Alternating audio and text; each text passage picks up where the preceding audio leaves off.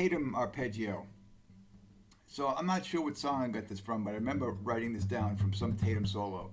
And it's an arpeggio concept that's really cool that you can explore into different chords. So the basic idea is to take an arpeggio. We have 4 notes. Let's say we have a D7, or 4, seventh arpeggios: root, third, fifth, and flat 7. So the first note, and then we skip the second note, and the third note, or the root and the 5, are kind of like the bass, the structure, the bottom end of the arpeggio, the most solid, restful notes. The third is more of a color tone. It gives it that major sound. And the 7 is also a color tone, which gives it the dominant 7 sound. So I don't think Tatum was thinking this way, but I just noticed it, that we're isolating the 7, the flat 7 in this case, whatever chord it is, it's the 7 or flat 7 and the third. If it's a minor chord, it'd be a flat third, whatever. 7 and 3 go together. And then the 5th and the root go together. So his arpeggio, I think it was on a D7, he played like in this pattern. So we're in D7, so C, F sharp, and then A, D. So the first 2 go down and then up. But that's kind of irrelevant. You could go down on both. But he lays it out like this: down, up, down, up, down, up. And picking wise, up, down, up, sorry. Generally when I play this arpeggio, if I get a second, I'll just switch to first finger and thumb. First, thumb, thumb, first. First, thumb, thumb, first. That kind of pattern.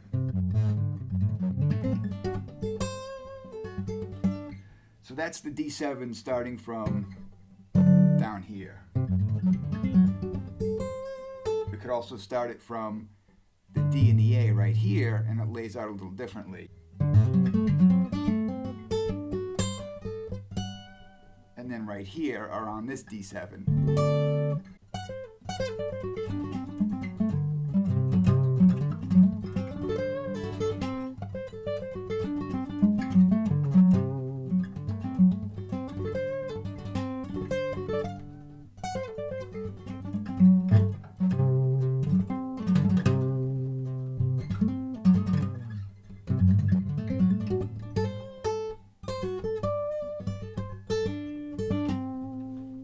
One place it lays out really nice is, again, around this D7, where we're doing it around this D arpeggio from the 5th fret of the 5th string. Or hammer from nowhere. So picking 1 and then hammering.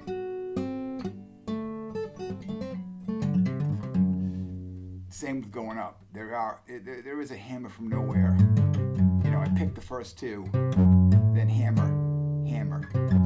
So one's a hammer from somewhere, and one is a hammer from nowhere. The pinky is the hammer from nowhere.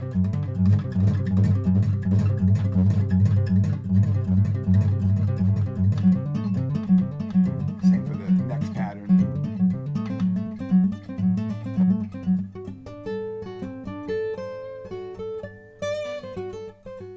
And you kind of have to get the pick involved in some spots. It doesn't always, hammer from nowhere don't always work.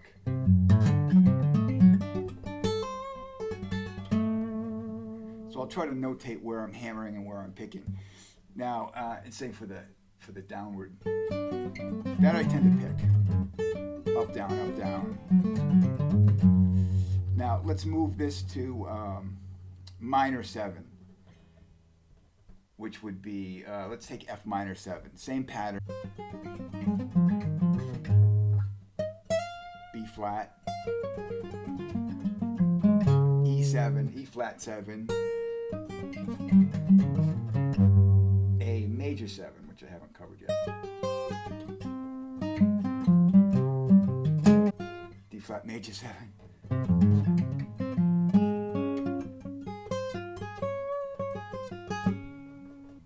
D7, C7.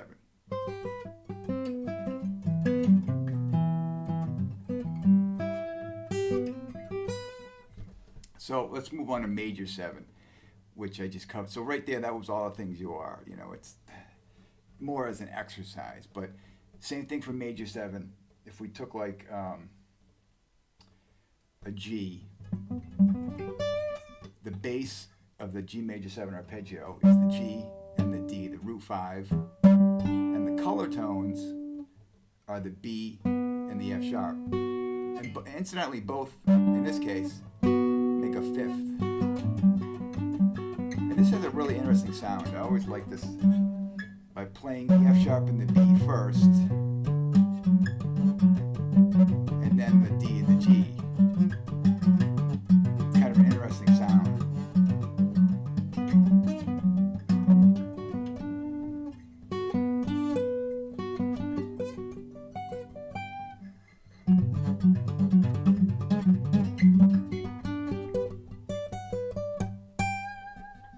Or an E going backwards.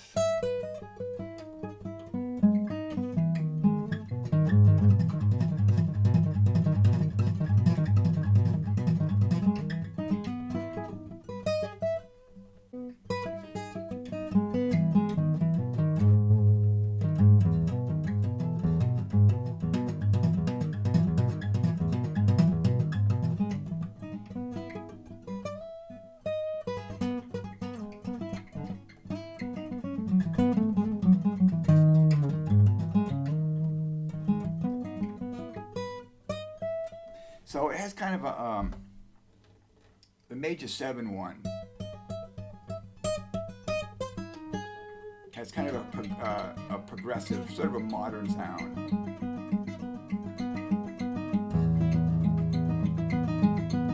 You know, like you should be playing that line over some type of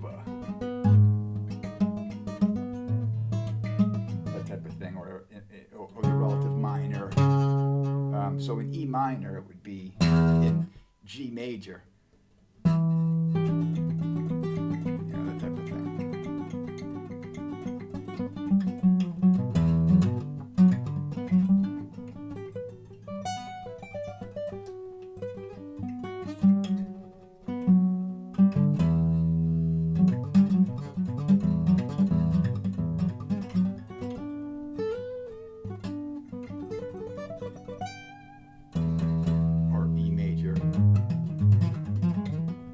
Lydian, you could do it in B.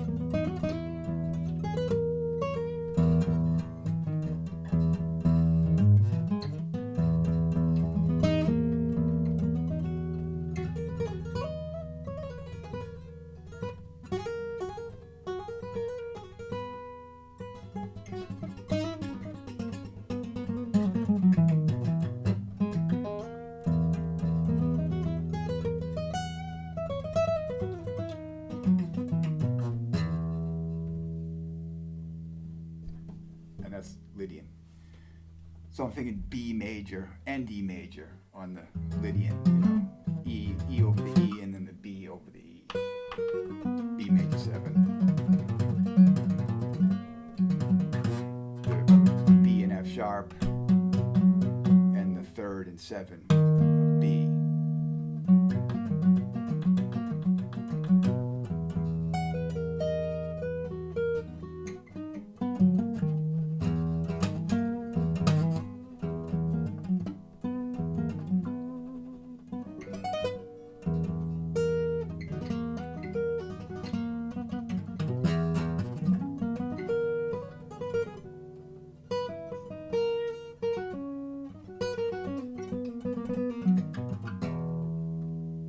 anyway, I see if I can find where I originally saw this Tatum Arpeggio. But he's always doing interesting combinations of breaking up arpeggios into different notes. I'll see if I can find the original place I discovered where he does this. I'm sure he does it more than once, but it's like every song you learn the solo to Art Tatum.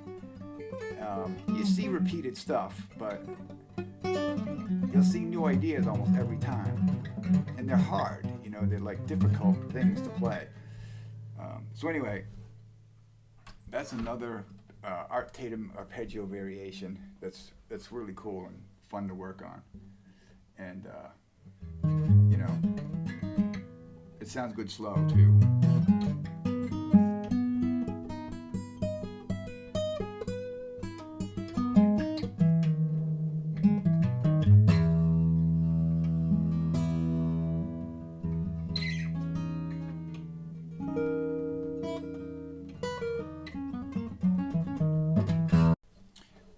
Oh yeah, I also wanted to show, you know, variations on this. I'm going to E7 here. I'm changing it to E7 so I can use the open E. You know, now on the next string, G sharp, D, E, but instead of going to B, we could grab the A, you know, so you make like an E add 11 type.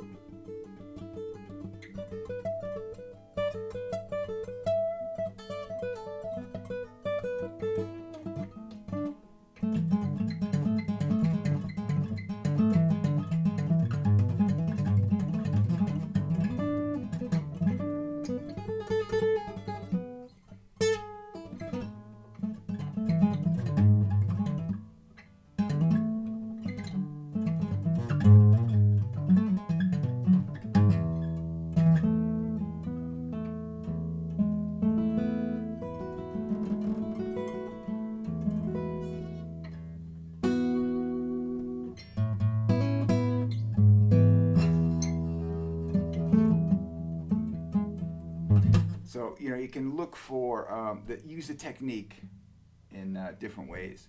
Look for different patterns, and I haven't come up with a ton of stuff. But I know that 11 variation has kind of a cool sound. Even just the first part, and then launching into, you know, an E7.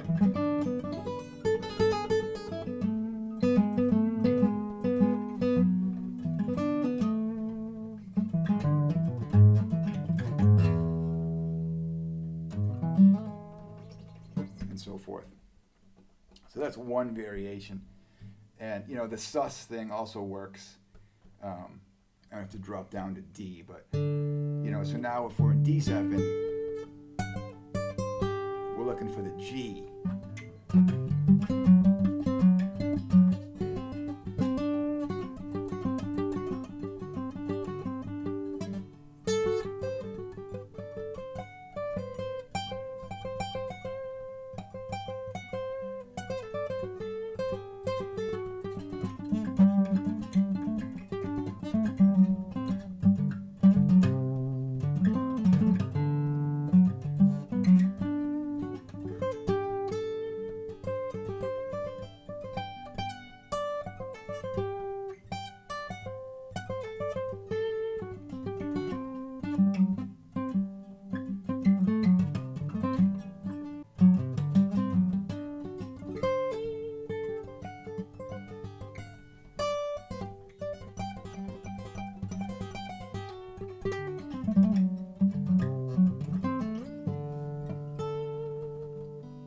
So this is the same D7 pattern, but I'm just trying to add the G wherever I can, you know.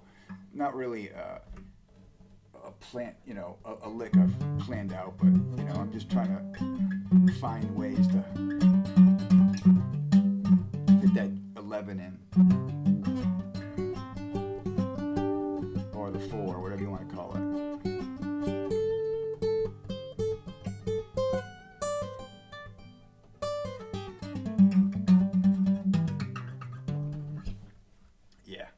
appreciation. All right, that's it for today. Thanks for subscribing, and we'll see y'all next time. No.